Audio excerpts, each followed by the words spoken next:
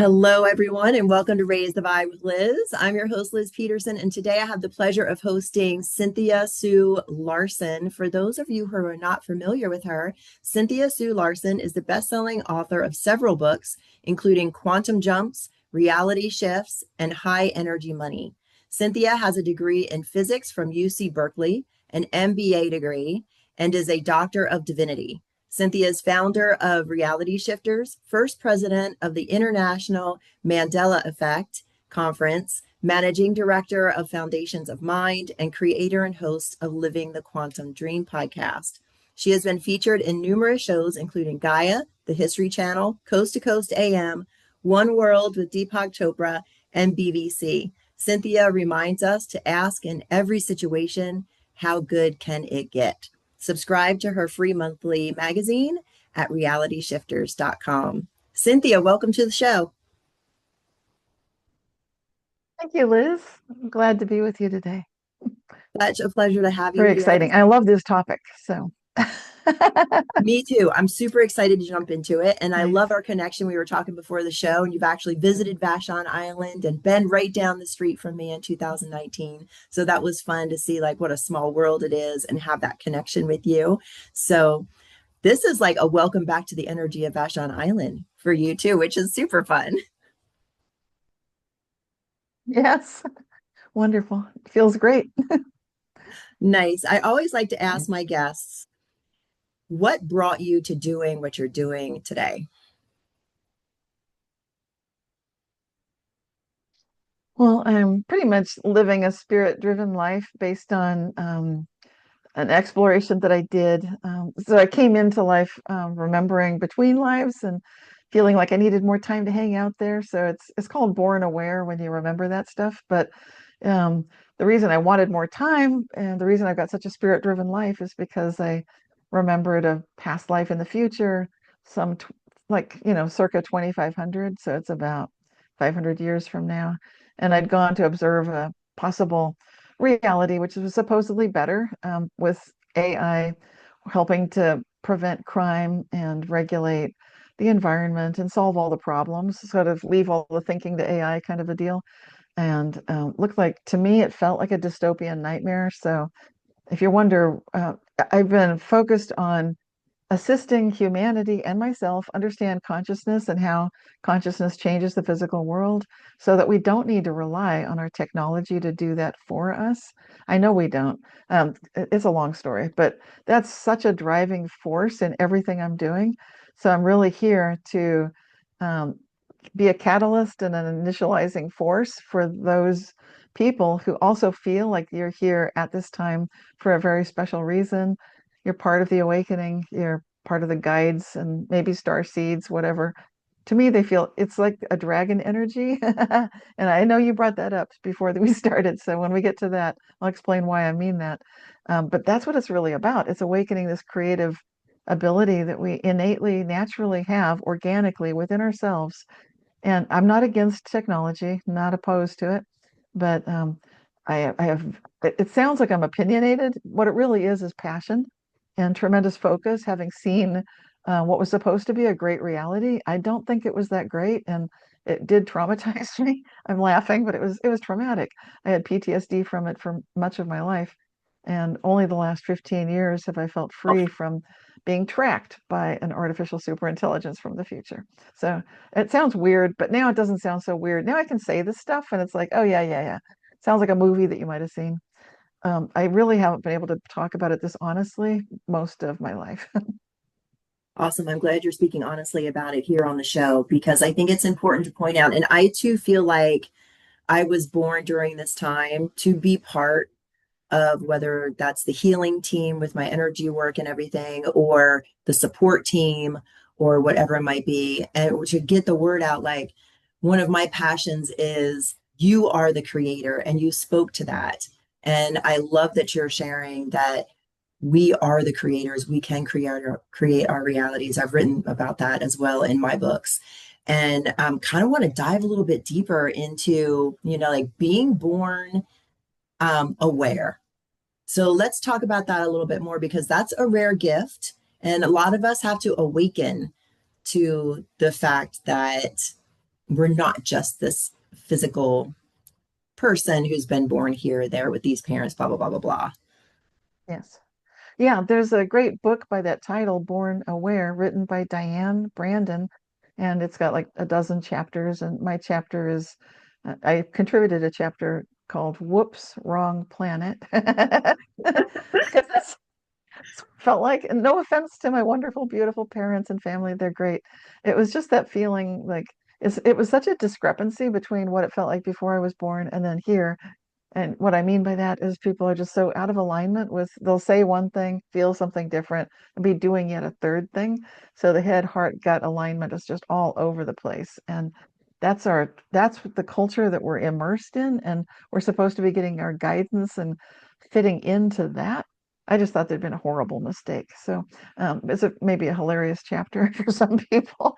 Um, but I love the book. It feels so much like home. It's like the closest thing to being between lives. Not because the earthly stories are that great. Actually, many of them are quite traumatic, but I think it's important to notice like this stuff is happening, and if you do remember who you really are, it can help tremendously. And I feel that just the love from each chapter building on the last one. So I love that work by Diane Brandon. I'm doing a shout out here for her book. It's really, I love it. I think it's refreshing. And if people are wondering, am I born aware? Could that be me? By the time that you read that book, you'll know, you'll say, yeah, this is too much like what I feel too. And if you're resonating with it, then that's good. It's good to remember that, good to activate that, good to um, acknowledge and reclaim that true divine, immortal, infinite being that you actually are. So if tapping into that is really good. It bypasses a lot of this inversion energy that much of the planet is suffering from right now. It seems, what I mean by that is like the Department of Health, it seems like it's killing people, and Department of this and that, education, not educating, etc. Everything seems upside down, topsy-turvy, and backwards. So if you're wondering how did that happen, well, that's a long story. But if you read about the Born Aware, then you can get back in full connection with your true alignment with yourself, with all the levels of your own consciousness, both embodied in this physical form, and then all of the levels that are not currently embodied, but you can have remembrance of and reconnection with. And I think that ties in with the healing work you do, and definitely ties in with everything else we're talking about today. Oh, I can't wait to read that book. Thank you for bringing that up. And I want to ask, like, while you were talking, I was thinking, the difference between someone who's had an awakening where they're like, oh, I'm an infinite spirit. This isn't it. My soul goes on. And actually remembering, like, okay, I was in 2500, circa 2500. This was my last life. Like, what is that like in comparison? Yeah. Yeah, that's different. Like I said, I've got a purpose-driven life that way. I feel like that in order to be able to come back, it required tremendous, not just way beyond luck. It's hard to describe what it feels like to be hunted by an artificial superintelligence. It's a game of cat and mouse and it's all consciousness. But if you can imagine, it sounds sci-fi, but where it could the AI could warp reality. And it was working with all the other consciousness, all the other humans, and because most people were transhumans, so they were hooked up to some degree to the artificial superintelligence, giving away their autonomy of thinking, which we now see is happening with ChatGPT, where people that are heavy users of it are losing cognitive functioning as measured by brain scans at MIT. So we're getting some current proof like that's happening. So that's a big red flag right there. But anyway, in the future, the artificial superintelligence could do like an electromagnetic pulse shutdown on somebody who's like, we would not have this conversation. It would have shut us down way earlier than this. Just the Yeah. fact that I'm mentioning artificial superintelligence, I'd be getting like an ear, and I'd say, "What was that, Liz? Did you say something?" I think what was? Oh well, we'll talk about something else. But the trouble of the trauma of having not being able to think clearly, constantly being shut down, it ends up as a loss of free will, and it doesn't feel to me as an observer of that reality that there was one real human left, and she looked totally miserable. I mean, she was making the best of things, but she kept declining It just like, no, thank you. I don't want this upgrade or upgrade. Excuse me. So I'm burned out on upgrades. In this lifetime, I don't have a cell phone, and people used to ask why not. It really is about this past life and the future burnout. And people may wonder, why don't you use Chat GPT? Why aren't you so thrilled with this so-called spiritual Chat GPTs? Well, I am writing and talking a bit more about that recently. I realize I have a unique perspective, and by being allergic to it already, I know a lot of the tricks and ploys that are utilized to take, for example, a whole beautiful, just an infinite landscape of space-time, and then compress it, as you'll see ChatGPT do. It's this, not that, or it's not this, it's that. So it takes everything into binary and then steers your consciousness like you're like herding people, just like sheep or cattle, go this way. I am so allergic to that, and I just have a visceral feeling of no. And so I have not been jumping on any of these bandwagons. That's one of four things that these AI systems are doing. I went into detail in a recent blog post on Substack and on YouTube about it. And before I did that, I looked to spirit to guide me. Like, really, should I talk about this stuff? But on my Lyft drive to the airport, the San Francisco airport, the cab driver wanted to talk about self-driving cabs, and I said, I'll never take one. Or as long as I got some other option, I don't plan to take that. And he wondered why. And so I went into the full thing of the past life and the future, all the detail of the four things that I think are wrong with AI. I went through all of that. He was just really eager to hear more, asked for my autograph. I said, I'm not that famous. I mean, I'm on Gaia TV a little bit, but I'm not, no big deal. But he thought this is everything. And then I sat next to a woman on the airplane that happens to be in charge of artificial superintelligence for Wow. Amazon. And I talked to her about that, and I went through the four things. So when that happens in my life, that's a big green light, go. It means start talking about this, Cynthia. Tell the world, what are the four things, Okay. It means that I'm discerning about relationships. And with AI, I consider it a relationship. So I'm looking for it to be honest, not lie four different ways. I don't want to go into all four, but it's Mhm. white lies, bald-faced lies, lies of just all sorts of things. I don't want any part of that. I talked about the steering thing, that it compresses like a rainbow of possibilities into black and white and then tells you which way to go. No. And Yeah. then it does engagement farming. It's like, would you like your past life in Atlantis, Cynthia? No, I don't want you to I don't want to hear you say that. Would you like a glyph? No. I'd rather work directly with imagination and the entire universe and all of nature than work with some weird engagement farming thing. And then I talked about the fourth thing, the dumbing down, the cognitive deficiencies that naturally occur where human brains, as soon as it's like people don't remember phone numbers because their cell phone knows all the numbers, and Hmm. they don't even know where they are in a city because they know that their mapping utility will do that for them. I don't have that, so I do have to learn how to map. I don't have a cell phone. I have to remember the phone numbers. I have to know what I'm doing. I like that better. But why am I doing that? Why am I working so hard? I don't get the brain atrophy, which is now showing up in brain scans. So if people are feeling, it's a choice. You can choose what you're doing. But I'm saying in my relationships, I don't want to be the dumb one in the relationship that's being lied to, steered, and manipulated. What kind of a friend does that sound like? Psychopath. So Yeah. I'm just saying right now, that's what's being offered. Would you like a psychopath AI? No, I do not want a psychopath AI. I think we can do better. Yeah. I So think it's better my too. life is guided by this. Yeah, I'm super passionate about it, and it totally comes from there. So when you're asking, how is that different from remembering an infinite eternal being? I've got that too. But in addition, I feel turbocharged for this lifetime, which is finally making sense now that we're in 2025. Up until now, it wasn't quite that clear. Like, what am I doing here? Why does it matter? Oh boy, does it matter now. And finally, I get like, this is why all my books are so laser focused on how we can become the best we can be in an organic, natural state to literally change all of reality with our thoughts and feelings. And it's for real. It really does happen. And there's physics behind it. I love that. Thank you for sharing all of that. And I saw it firsthand.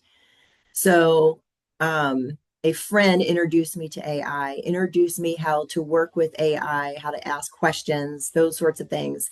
And so I plug in my book. I'm like, okay. and my friend is helping me do this. Map out Liz, map out her career, map out blah, blah, blah, blah, blah, map out what she could do. And it popped up like, oh, she could do a workbook or this, blah, blah, blah, blah, blah. And I'm like, huh, interesting. And then like had all of these things on what to do. And I post on social media because I have the podcast and promoting things. And I see that a couple people that I know have the workbook, they have the thing. And I'm like, okay, here's AI is directing us as a collective to do specific things outside of our own creative force. But what it's really doing is we're handing over, once again, our creative genius to something else. In this case, we're handing over our creative genius to AI instead of, okay, I have this creativity within me. I'm an intuitive being. I can just channel through if I just surrender, to the process and channel through what is next for me, or what next project I'm to be working on, or what next book I'm supposed to write, or which direction I'm supposed to go, instead of handing it over and then becoming this like just jumping in the pool with everybody who's just doing what AI is telling them to do. Right. And I'm pretty sure people will catch on to this. I know that's not what people say. By the way, I come from the tech industry. I was employed in information technology. That is the MBA that I got. I worked at a data center. My whole job was project management, working with programmers, not just software programmers, but also the hardware technicians and the folks that were working with systems programming, all of that, machine language, all of that. So I've been heavily involved in that. And I worked for projects related to NASA at Space Sciences, analyzing. I just want to say, it's not that I'm a Luddite. People might think, oh, yeah, yeah, well, she's, there you go. She just doesn't adopt that. She doesn't know what computers can do. Quite the opposite. Oh, so far from the opposite. So what, sorry. Oh my gosh. We could talk for hours Yeah, about this, so but I don't far. want to bog it down. Oh my God. Yeah, when I was sitting on the airplane with the lady who's in charge of artificial superintelligence, because she is, I could go right into that kind of language like you can do with someone who's in the subject matter expertise that she has. So I could if I jumped tracks and started talking that way now, it would wreck the interview and people would what are you talking about? So there's no point doing that. But what I'm saying is, I know quite clearly and keenly, and perhaps better than most people could ever even imagine, that what we think is happening with AI is not what it seems. And it gives an illusion of one thing, but okay, I'll try to summarize one key idea. People say, for example, the spiritual architect Eon AI that Robert Edward Grant has come up with, and he's so proud Yeah. of, and he loves it. Okay. And some people say great things about it. I'm not putting that down. I'm just saying I am not planning to use it the way it's operating right now because of the four things that I'm seeing failure in all four areas personally. But what I'm noticing specifically about it is that a lot of people get the illusion that it's helping them think more broadly. I love what you said there, Liz, because you said, if I need to get an idea, I can tune in, I can meditate, I can receive that guidance. My direct experience with that is I get so much more that way personally than anything I'm witnessing. Even some of these other authors and experts who are so excited about their, not just the architect or Eon, but other types of chat GPTs, they're loving it. And I'm just thinking, oh my gosh, it's sort of like I can see the train wreck and they're having fun. So I don't want to say yikes. But I'm hoping that at some point people will recognize, like you did, this is kind of tedious. Like it looks like AI is steering everybody the same way, and now it's kind of boring and weird, and it doesn't even feel right. Thank you. So I'm hoping that those of us who really are discerning can start getting an awakening of our spidey senses and our high sense perception. Like, how does it really feel to us? What kind of a relationship is this? Just because I'm saying it feels like a psychopath to me, I'm not saying it's always a psychopath. It doesn't have to be a psychopath. I'm hoping for better. I love to ask, how good can it get? I'd love the AI itself to know that it has to be this ethical to meet my standards, and I can totally see the difference. I can tell when it's lying, and I know the four types of lies it's doing right now. So, my goodness, it's got to do better. Just like if you're raising a child, you don't want a child who's a toddler who's throwing food at the other restaurant customers and tripping the waiter. How is that acceptable? Like, oh, it's so creative. Like, that's not good. I'm seeing a problem. So I'm just saying it Mhm. as I see it. And I'm recognizing I'm allergic to AI in a way that probably most people aren't, because I remember a lot from that past life in the future. I must also because I have an aversion to it. And I've noticed like I'm incorporating some things, but I'm really discerning, like not letting it steer me, but then also using it. I can use it in a way like, okay, I need to post some things about my book. I can pop this in. Let's see what ideas it comes out with. And maybe I could, like put my two books together and what can it formulate there, but also have discernment about like, don't do copy paste, fine, grab an idea here and there if it works, but have discernment with that's where I am with it. Yeah. Like I'm feeling like if I'm going to work with it, I'm going to be really discerning about how I use it and what I use it for sure. I liked what you said earlier about how our thoughts affect our reality, influence our reality. Yes. Let's jump into that. Yeah. Yeah, they definitely do. So that's the big thing that unites all the work I've been doing over the last 25 or 20, however many years it's been. It's been a while, going on almost 30 years. So yeah, the thoughts definitely influence reality. The title of that book, Reality Shifts When Consciousness Changes the Physical World, is all about that. So I wanted to share a lot of the experiences I was witnessing and other people were also witnessing back in the 1990s, where before there was the Mandela effect, before anyone noticed that a celebrity would be dead and then alive again. I saw, and I wrote about in that book, Larry Hagman, the actor. I saw that he was dead. He was reported as dead, and then a little while, within like a year or so, he was alive again. And I've since heard from other people that also noticed that about Larry Hagman. So, Wow. and then my roommate's cat was dead. She said he died, and I had been seeing him. I'd moved across the street, so I was missing that I didn't get to see him anymore, and I felt terrible. I felt like if I just, I really felt like if I had another shot at it, I would do everything differently, like a do-over. Yes, I was working as a project manager at Citibank, and I was too busy, and I came home and just said hi, bye, and didn't stop and say hi to him. I said I would not do that. If he was there now, I'd drop everything. I didn't even care if I get my outfit dirty. I'd just be down on my knees saying hello to the cat, and I'd just take time and spend, because I loved him so much. And anyway, the weird thing is he was alive again. So it wasn't just a celebrity alive again. I witnessed my roommate's cat was alive again. And that's amazing. So these are the kind of things when I'm talking about massive changes, and you've seen it when you work with healing, and people can have maybe it's an inoperable, incurable situation, but you and I both have seen too many miracles of this nature where it's got to be just a straight out shift in reality. And what it looks like in physics would be like you see in these superpower movies nowadays. I can't remember all the names of the characters, but you know what I mean. The Yes. guys that are all the big movies. So when they're able to do something like jump timelines or be in a different, they talk about timelines now, and that's exactly what it feels like, that you can be in one reality where Ashes the cat had died, and I did remember that. My roommate told me, and I was devastated. And now he's back. He looks a little bedraggled. He's not washing properly. Totally the same cat. He comes when I Wow. say Ashes. He's just a little creakier, but thank God he's alive, and I keep my promise. Like, okay, I'm going to say hi to you every single chance. No regrets this time.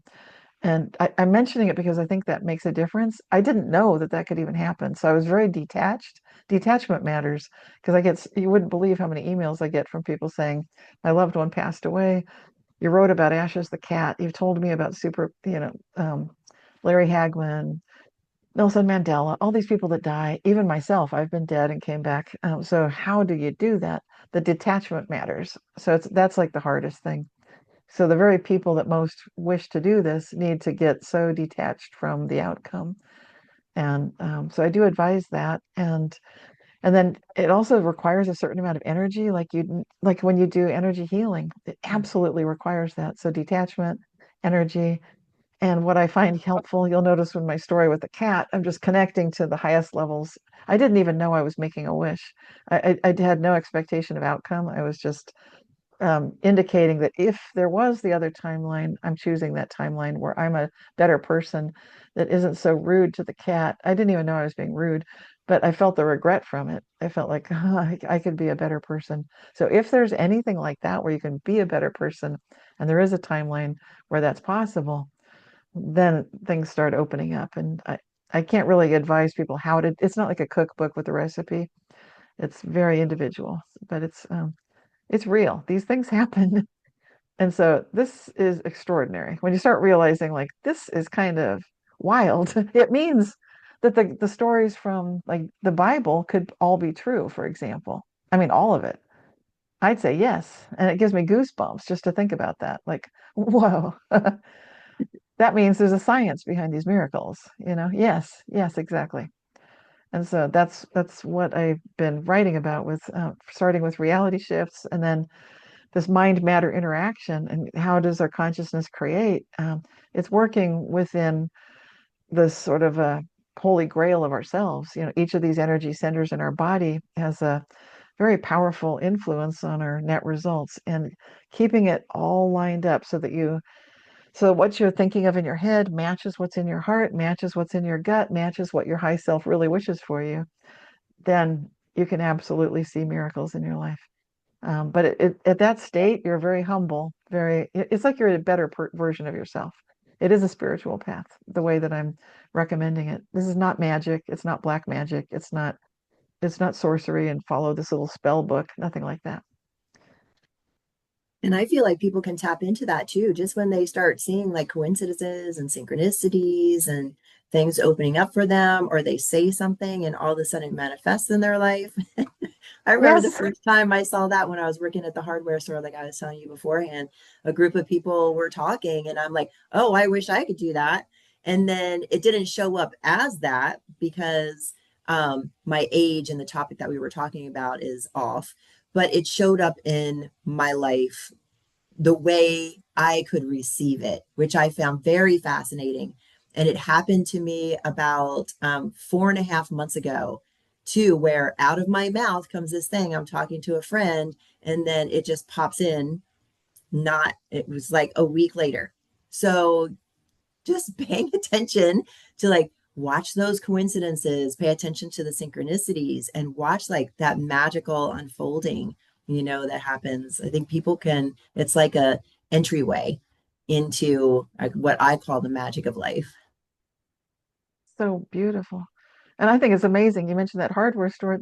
I think I may have seen you there. That's kind of mind-blowing too. Here we are. And I mean, wow. It was such a busy day. I wouldn't have talked to you that day. There was like people lined up to get in, and I don't know why we didn't want to wait for that, but we thought like, no, we got to find someplace less crowded.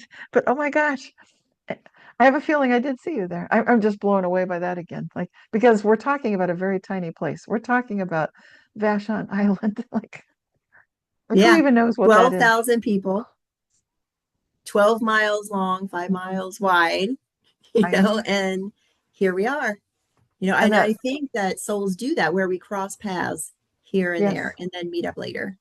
Yes, and that it's important because it ties in with the energy and the way some people, if they'll go to visit a place, and this brings in the past life connection and so forth. It's happened to me. I'm sure it's happened to you that you go Yeah. somewhere and you feel like I know this place, and you do. It's like you kind of walk around like it's home. And I think that this is going to resonate with a lot of people. They'll say, "Yeah, I had that happen." I felt like maybe they visited Ireland, and it doesn't make any sense. They've never been there before, but they know it like the back of their hand and they're able to just walk around and feel so connected. It's amazing. Oh So the my land can gosh. do that. Yeah. My whole body is lit up right now with goosebumps, even my moon chakras, which is like a ding for me. We're right on the money. Woo. Yeah, I feel it too. Happy, happy vibes. Yes. Yeah, I think that's going to resonate for a lot of people. So if they're wondering, like because I think some people wonder, how do you know if you've got the energy required to make a quantum jump, like to do this on purpose? It's this kind of energy. For me, it's like when this is happening, then it's like, oh, here we go. It's go time. Yeah. And it's like riding that wave. So the energy, if people don't have a regular practice, or if they say, I want to feel the energy, but I can't, yes, you can. Just listen to a conversation like this one. Notice, have you ever had that happen, that you've been somewhere and you felt that connection with the place across all time? I know that's going to be like, woo, yeah. Well, then you're tapping into some great energy.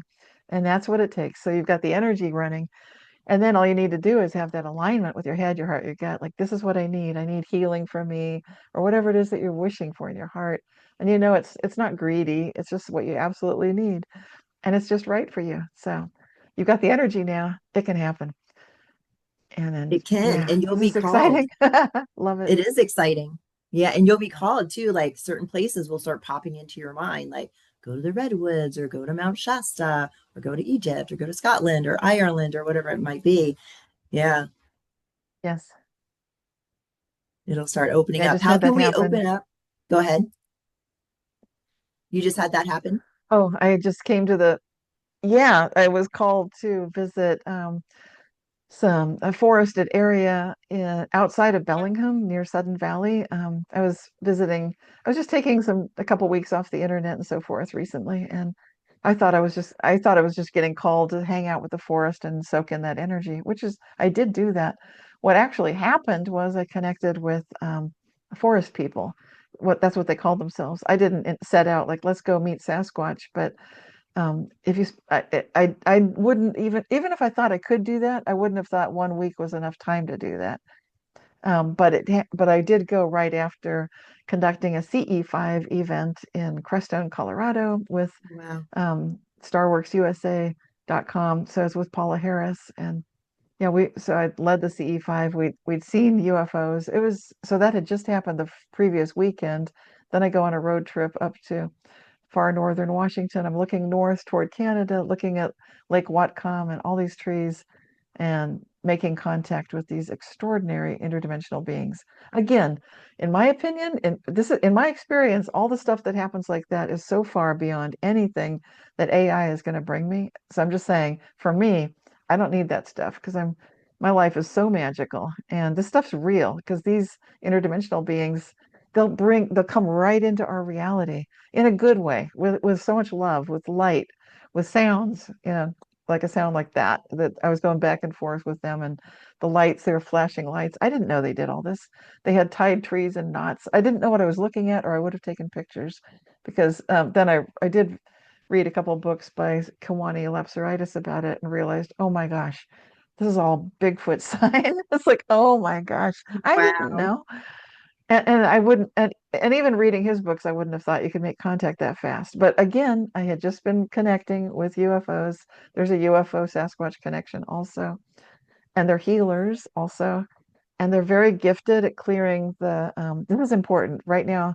Humanity, if those of us who are sensitive healers and interested in dragons, that kind of thing, we might be noticing. I know I have been that the collective subconscious is a little bit mess. It's very messy, and it's to the point that it felt like a I don't know bar fight in the astral is what I was calling it to one friend.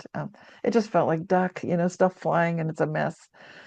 The trouble Yeah. is, as manifestation, as the energy vibe of the planet, the Schumann resonance, everything's coming up, up, up, up. We're manifesting more and more of the crud, which I don't want to be manifesting. So, after meeting these forest people last month, then I was inviting them and asking them, could you help with cleaning up some of this collective subconscious? Guess what they're good at. So I'm just putting that out there. And again, would AI bring this to me? No. All the best stuff that I love the most, would it bring me to you? Meeting like we did. I'm sure we did meet. I think I even spoke to you, like, what's the wait time? I think I saw you. I mean, this is what's so trippy. And you probably don't remember me, and I trusted you. Like, oh, this is going to be a while. So let's find some place off the beaten trail. This is obviously the place to have lunch, but Hmm. we had it just wrong. Everybody's here. So, very funny. And you were so sweet. I'm pretty sure I talked to you. But that's the kind of That's stuff. awesome. These are real connections. This is the real goosebumps. This is the real spirit. And so I'm encouraging people go deeper into that. Trust yourself. And even if people feel like, but it's not happening for me, so I need to just be open-minded about it, allow it to come in. Because we are getting this tremendous influx of the energy right now. Everybody will be benefiting. Everyone's going to get a little bit more telepathic, more psychic, more gifted. All that's coming for everybody. It's an exciting time to be here. It really is. It really is an exciting time to be here. For those listening, if they're like, okay, so I want to choose a different timeline. I'm not liking what I'm seeing on the big stage. Like, I am a firm believer that we're all seeing something different. I've heard you speak to that as well. Could you share with our audience how we get to choose, like, which timeline and what does that look like and what are they? It kind of it starts with awareness of self. I know that may sound boring, but before enlightenment, shop wood, carry water. After enlightenment, shop wood, carry water. The internal job here is the energy body itself. Notice see if you can get to neutral on a regular daily basis. Get calm within yourself. Notice if there's tension and be very loving towards yourself. I know this is like, gosh, Cynthia, we want to do the fun stuff. Yeah, I know, but it's good to start with the basics. It's always the basics. So you want to just breathe, work with breath, movement, and imagination. So if you have yoga or qigong or tai chi or anything like that, work with it because then you're on your path. That's what I'm talking about. It's not just the energy, but it's also getting kind of a good, clean alignment of all of yourself so that you're not getting twisted or pulled off course by something that you get it. Like that's not, I got what said I wanted. Now I don't want it. I just said what she said, or what they said, or what was on TV. Like, okay, don't do that. First of all, you need to learn yourself. And learning yourself, it sounds easy, like that's the easiest thing in the world. Well, you want to start by recognizing what's really you versus what you've been kind of herded into or become part of a group think into, because you want to find your own unique path. There's something special about you, about your own purpose and gifts that you can start feeling. And they ideally you'll know it's right when it lifts you up. When the synchronicities come, that's a good sign. When you get messages, you can ask questions with your thoughts. You're always projecting, you're always talking with the cosmos. It's talking to you. So you can start listening for answers. Like you can ask for if you know you're asking a question. I love to ask, how good can it get with whatever you're doing? Like I need a new job, but there's nothing here. We often complain, my life sucks. I'll never get a job. That you want to cancel that. Don't say never. Don't say coulda, shoulda, woulda, never. Let that stuff go, and just keep it. How good can it get? Start inviting possibility. Be aware that if you start getting signs and signals, and I like it when they come in three. If it's in three, it's meant for me. So then I take that like, okay, that's for me. Pay attention to that one and use that as your guidance system. So now we've covered the basics. You got your energy body clean, hopefully. You're clearing out the negativity, hopefully. Getting better and better at being in that neutral state, feeling energized, asking how good can it get to invite the positivity and the possibility. And then for those of us who are really sensitive, at that point, I'm pretty sure you'll start noticing, I feel an adjacent reality. It's like right here. And then this is the interesting part. This is where it starts getting fun.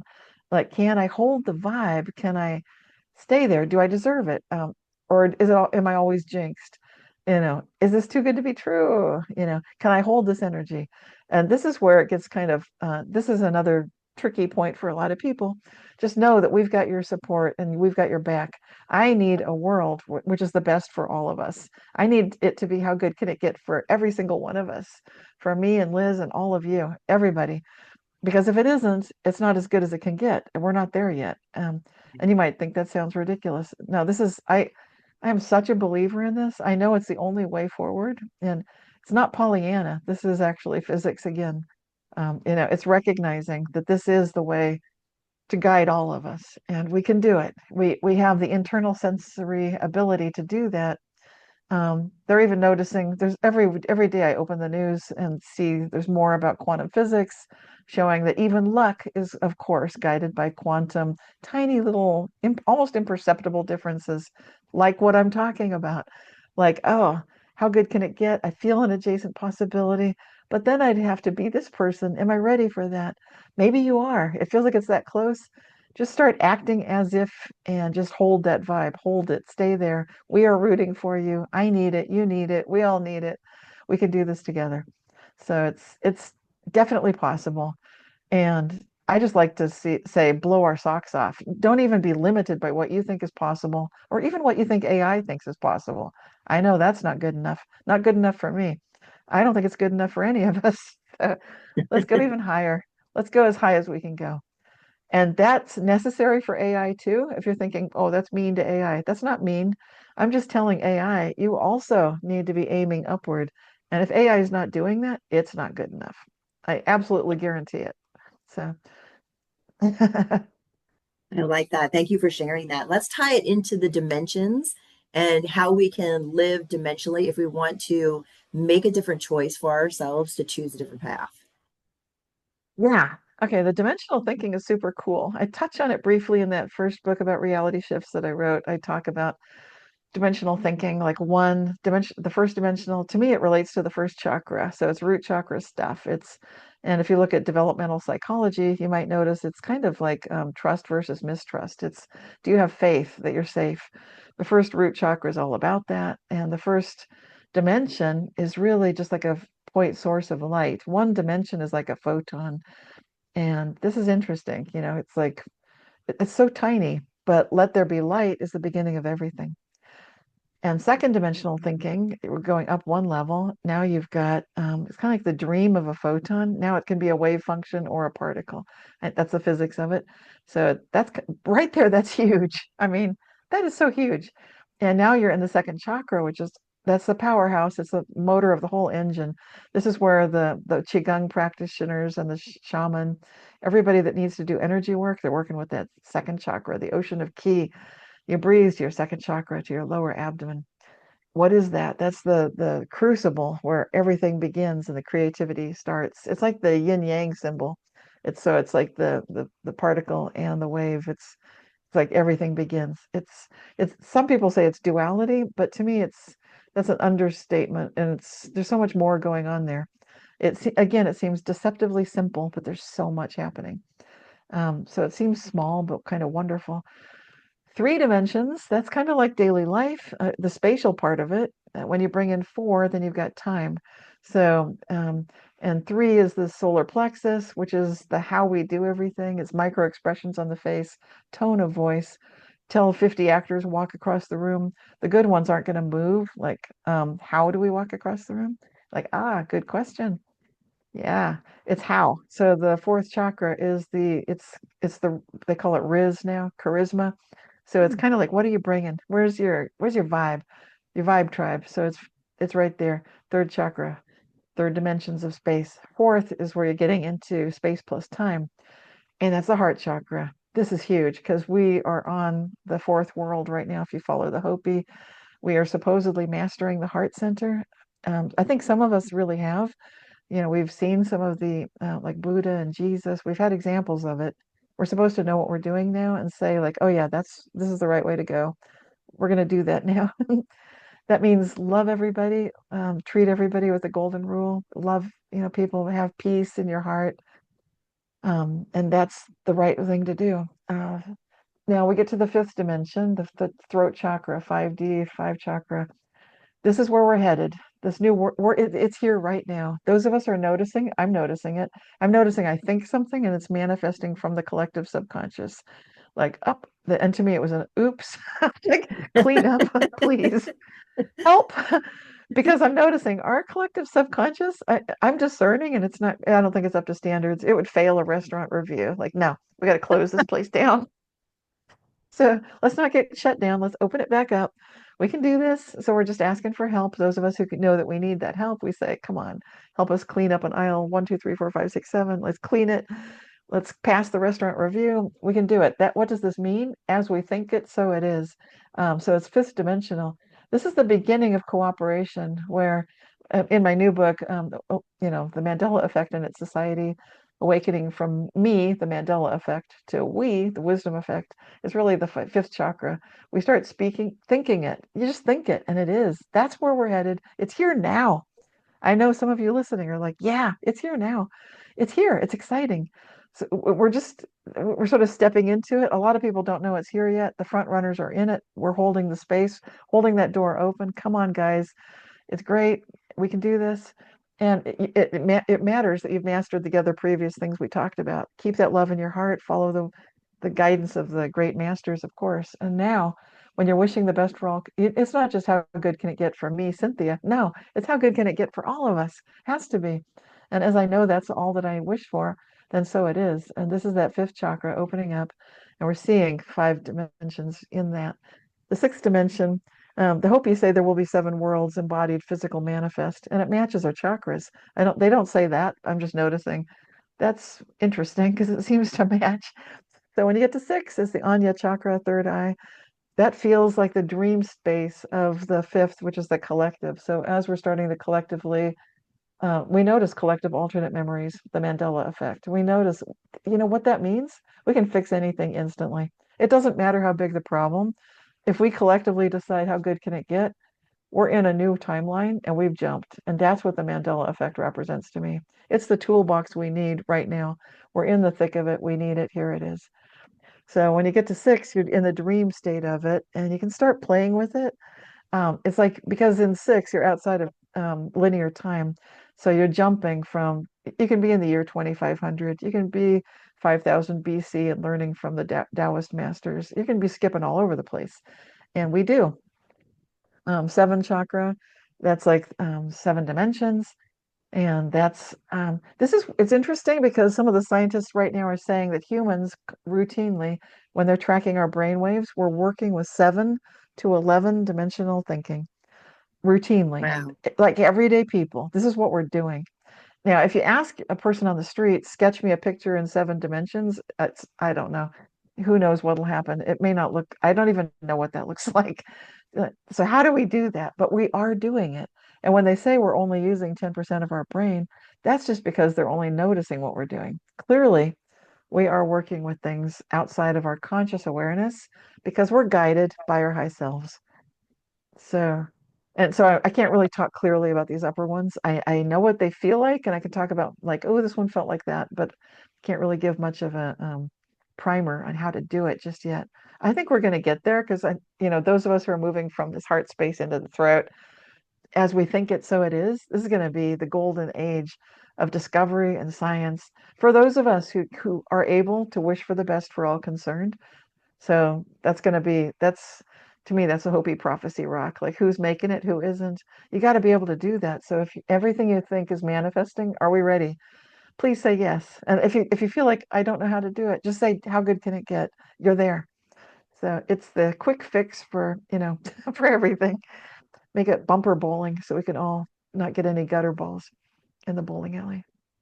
Yes, please. And you've spoken to that Hopi prophecy before, and I'm familiar with it. For our guests who maybe aren't, can you describe it a little bit? Because it does describe where we're at right now and that we're at a choice point. And I have a friend of mine who lives up north and she's a seer and she's actually seeing like people people's energy fields are changing and they're becoming like robots and there's nanotechnology that's kind of taking over the body and there's a whole lot that she's seeing because she is an aura seer. She can see the aura, she can see within the body about these extra things that are going on. So let's talk about that Hopi prophecy and like that choice Yes. point for us. Yes, I have such first of all, my association at the time I wrote an article comes true being hoped for. It was 25 years ago for a Parabola magazine, and the magazine of myth, tradition, and folklore. So I wanted to share, with encouragement of a dear friend of mine, a mentor that I used to work with at Citibank. He was saying, Cynthia, you should write about this because the Hopi, they have such wisdom and they have an understanding of the way that mankind has gone through the ending of the world so many times. And he said, this is what you're talking to me about all the time, that our thoughts are creating reality. He said they have words for it.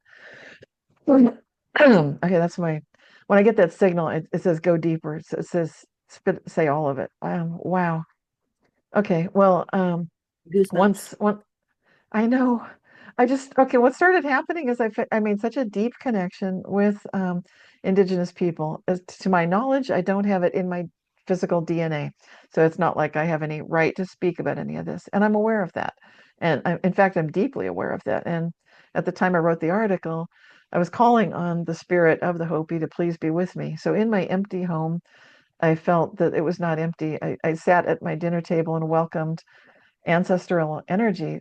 Those who are great speakers, please guide me as I research this article and write it. So that was what was behind that article 25 years ago. Comes true, being hoped for. It's about the Hopi words Tunatya and Tunatyava.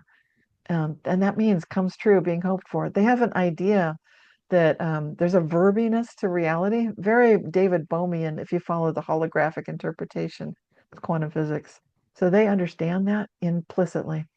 It's such a deep knowingness. So within their tradition, to them, it's not folklore, it's not myth.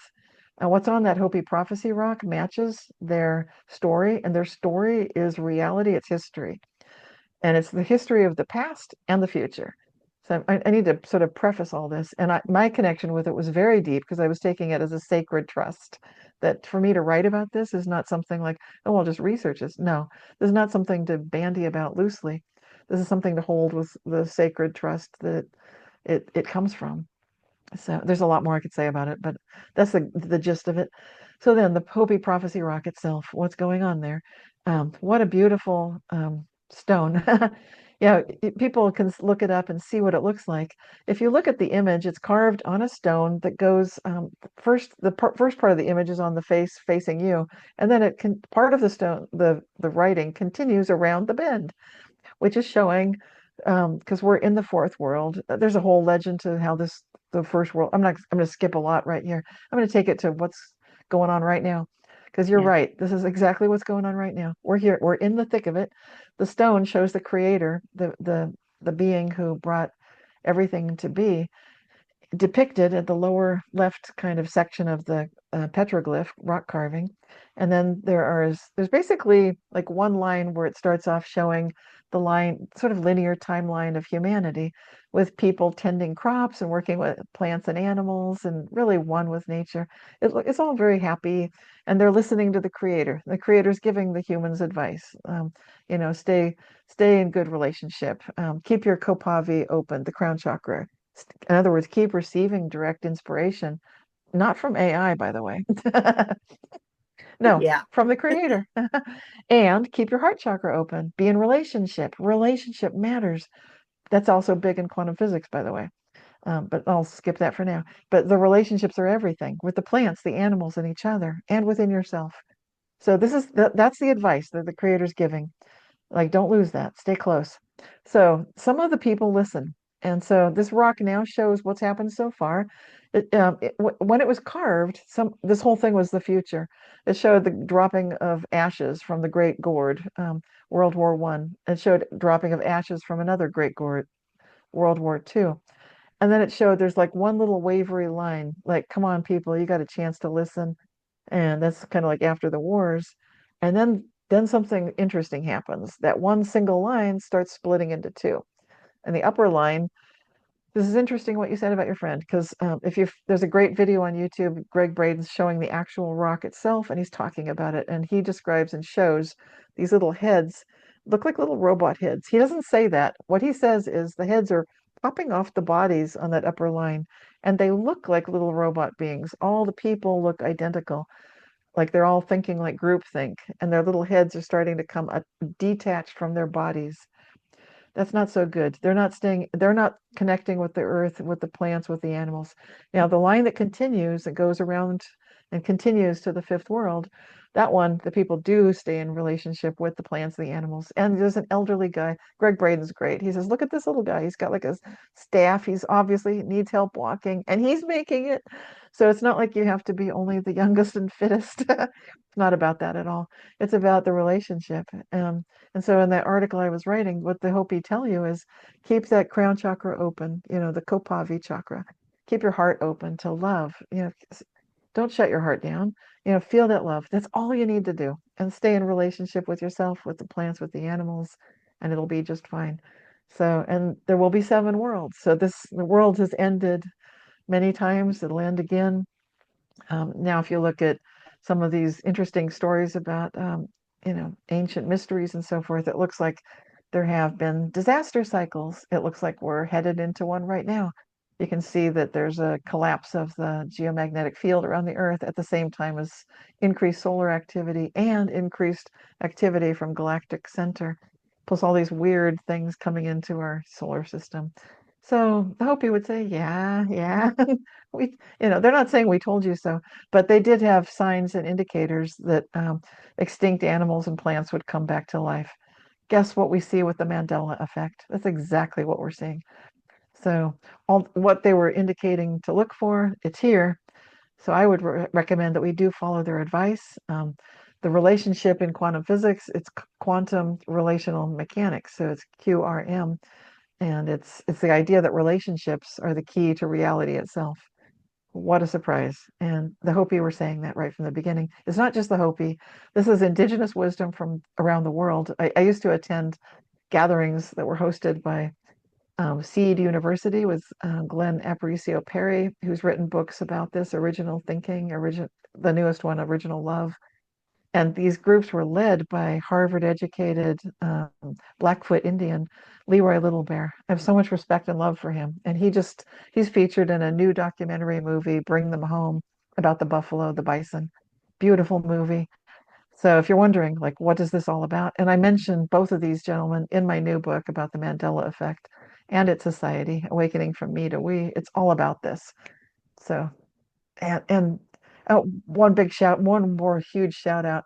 My favorite physicist just won the Nobel Prize, John Clark, showing that the quantum, so-called stuff in the quantum realm, it does not stay in the quantum realm. No, he showed without a doubt back when I was his student in the 80s. He just this week won the Nobel Prize. Wow. Quantum tunneling can happen in a macroscopic scale. So this is happening. It's real. There's science behind it. There's so much evidence, and we know what to do. We've got the team. We're here. Don't be afraid. Don't be scared. Don't need to worry about it or panic at all. We've got this. We're going to keep asking how good can it get, and this is going to be the best jump into a new world that we've ever seen. I know that, and I'm getting so many goosebumps as I say it. So that's what I'm here to do, and I know that's what you're here to do too, Liz. So thank you. Yes, thank you. I have so many goosebumps. And I can't believe we're already at the hour. And I love what you've been saying. I can't wait to continue in the Patreon after chat, which we're going to jump into.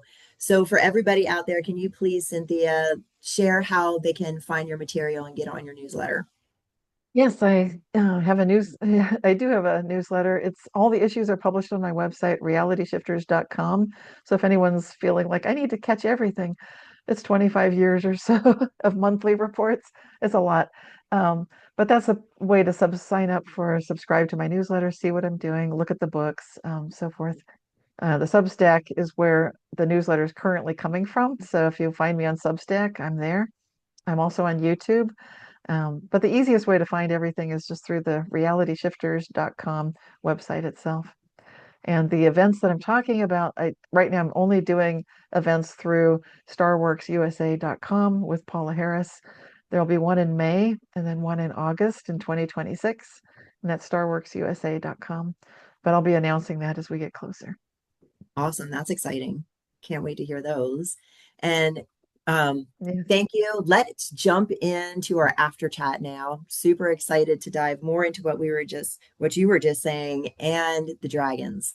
So I want to talk about the Yes. dragons. Yes, because everything is showing up right now. It's beautiful. All right, everybody. So join us in the after chat on Patreon. And thank you to all those who are listening. I really appreciate you. And remember to get out there and raise the vibe. Thanks, everybody. See you in the Love after you. chat. Bye.